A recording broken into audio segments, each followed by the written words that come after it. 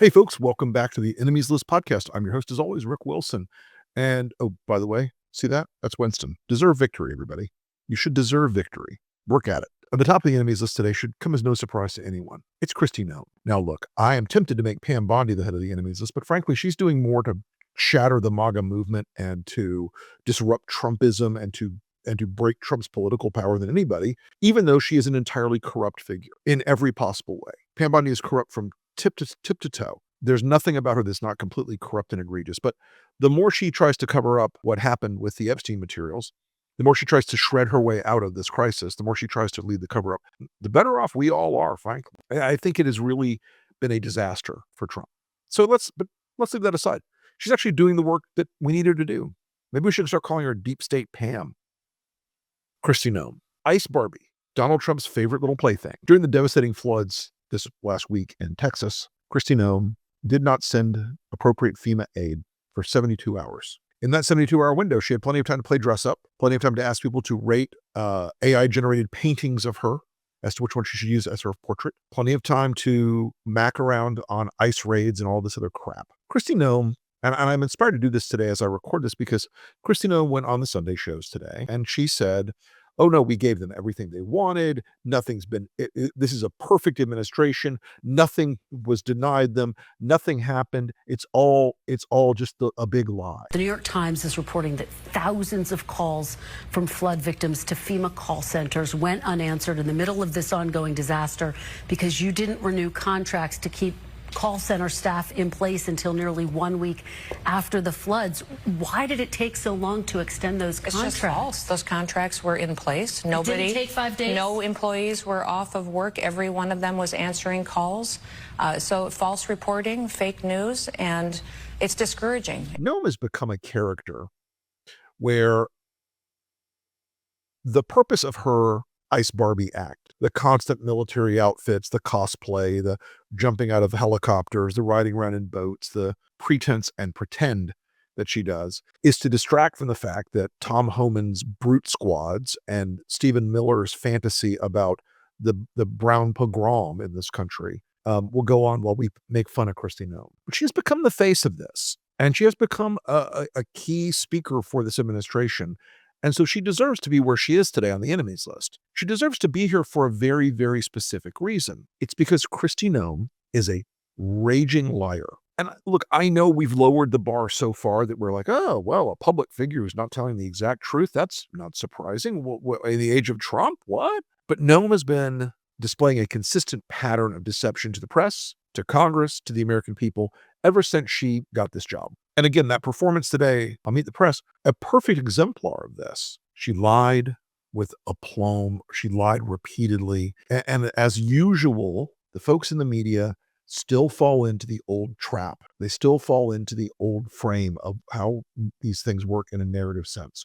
They still fall into the ask a question that they know they're going to be asked, ask a question you know they've prepped for, a question that they then lie to the American people directly on, and then you move on to the next question. That's not, as they say, how any of this works. But Noem is a very facile and quick liar. She's remade herself in this new image. I mean, she's physically and mentally and morally remade herself completely. She has become this new character that pleases Trump, that pleases the MAGA folks. They have this belief that Noem is somehow this avatar combination of hotness and media savvy and all these things. But she's just kind of a basic bitch liar. I mean, this is the thing.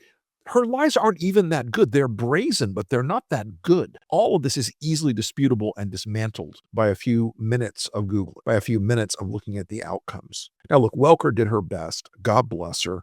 But this is a broad problem with the media. You cannot engage with these conversations with these people without preparing yourself to be lied to at every moment. And the problem with this is, Kristi Noem knew she won that interview. I would bet you money. I would bet you $1.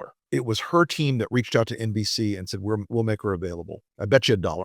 They know how to play this game. They know how to play this game better than the news media.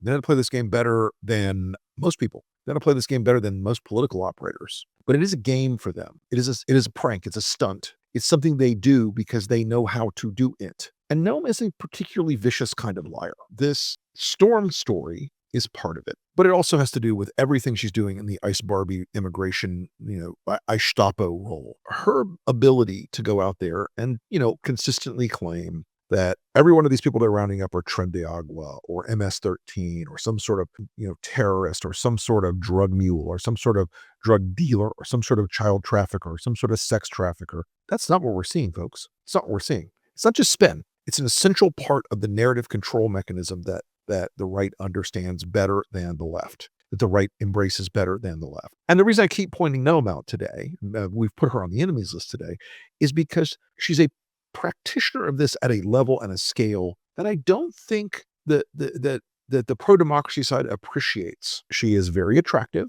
in a sort of MAGA conventional way. If you like that thing, you like that thing.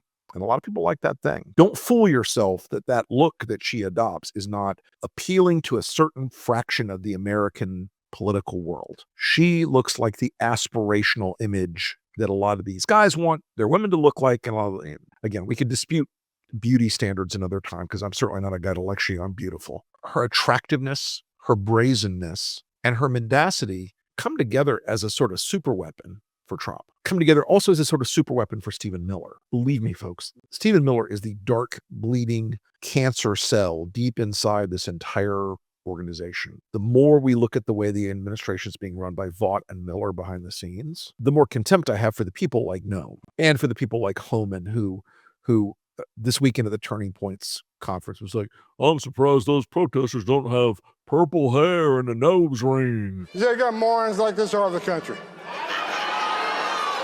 This guy wouldn't know it's like to serve his nation. This guy ain't got the balls to be an ICE officer.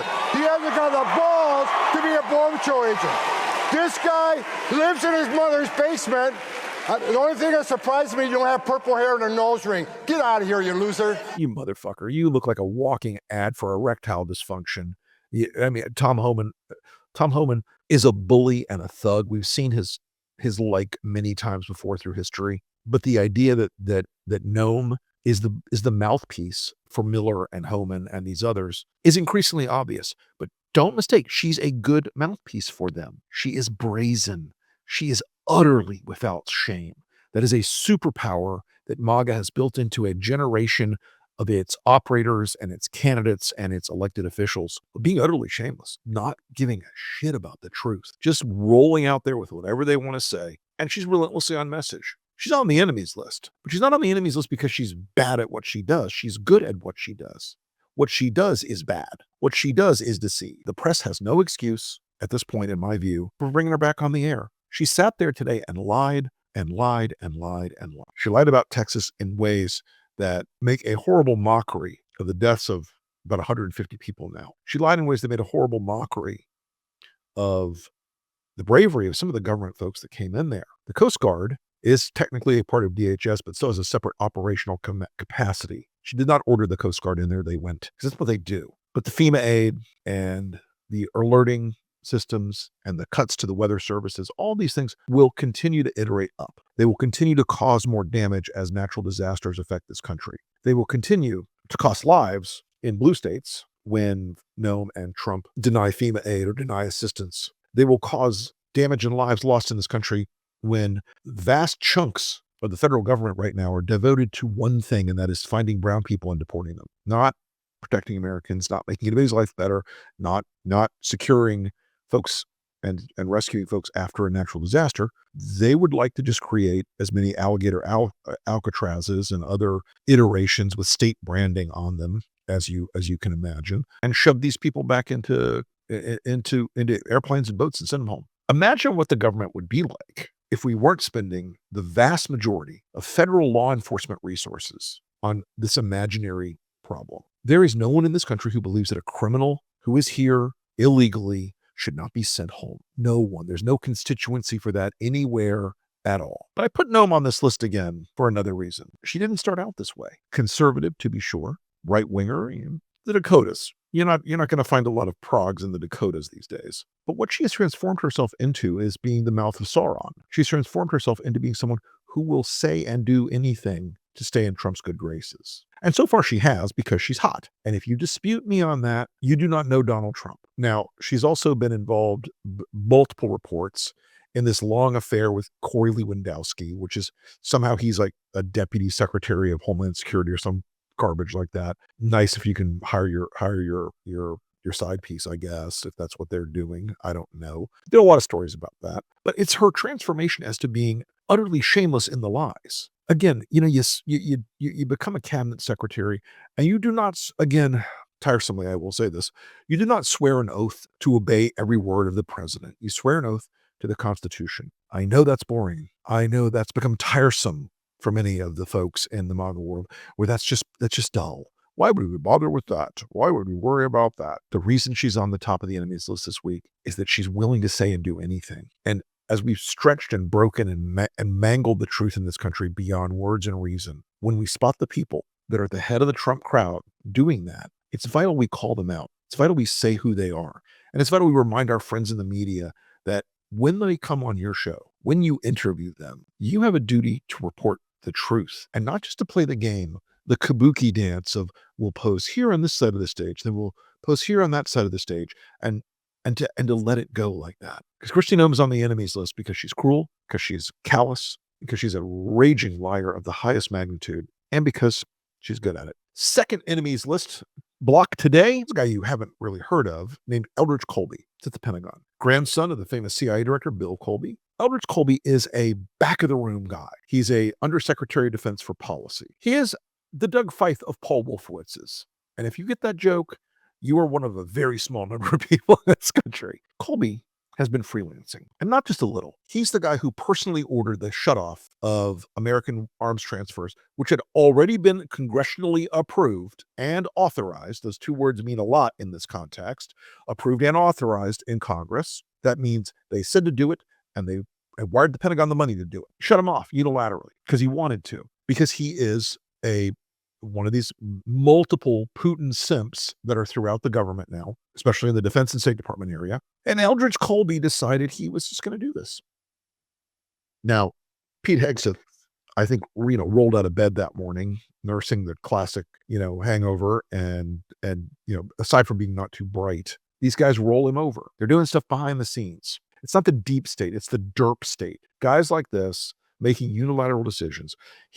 There's multiple reporting out this week about how he is absolutely pissed off American allies around the world, lectured the Brits on where they should deploy their submarines, lectured the Australians, tried to shut off a major deal where the U.S. and Australia would work together, where the U.S. would provide Australia with submarines. Major deal. This guy Colby is representative of a lot of folks in this administration below the waterline, like the Doge people, who are still engaged, by the way, there's still a lot of them out there, engaged in this sort of systemic fuckery around the entire government, engaged in this sort of systemic corrosion of how the government is meant to operate. We have a cabinet where people are appointed and confirmed by the Senate, where they ostensibly are accountable, not just to the president, but to Congress. Guys like Colby, guys like the Doge people, guys like Russell Vaught are not accountable. Guys like Stephen Miller are not accountable. Now, Miller's not in the cabinet, but they're not accountable. They are exercising power. And by the way, this Colby guy ended up embarrassing Donald Trump, ended up embarrassing the president. He had no freaking clue what was happening because Pete Hegseth didn't have a clue what was happening. Shouldn't surprise you that Pete Hegseth didn't have a clue. I mean, he woke up stinking of old ocelot every morning and wondering who the dead hooker is in the bed. But all these folks that are acting outside the bounds of the law, outside the bounds of congressionally authorized spending, outside the bounds of even what the president knows. It's if you have the unified executive theory up in your head and you believe the executive is all powerful, well, first off, I would commend Federalists 10 and 51 to your attention, but that's okay. But if you believe the executive is all powerful, you still have a chain of command that goes up to the executive. So guys like Colby, again, they're making decisions. He has a strong animus towards Ukraine and a strong pro-Russian bias. It's obvious. It's not subtle. It's not a secret. He's part of this group, and I've been talking about this for months now, and they're now becoming more overt about talking about it. He's part of this group that believes the world should be divided into three camps. You've heard me say it before. Putin gets Europe. China gets Asia. Trump gets North America and South America. Africa is a jump ball. This whole fantasy among the hyper-nationalists, among the U.S. government, reflects, in my mind, a terrible betrayal of American values, a terrible betrayal of the sacrifices Americans have made in the world, and a belief that dictatorship and authoritarianism are the way forward. Nothing about this guy. And again, you've never heard of Elbridge Colby until now. He would be a non-entity in other worlds. He's a very good bureaucratic end fighter, very good bureaucratic player.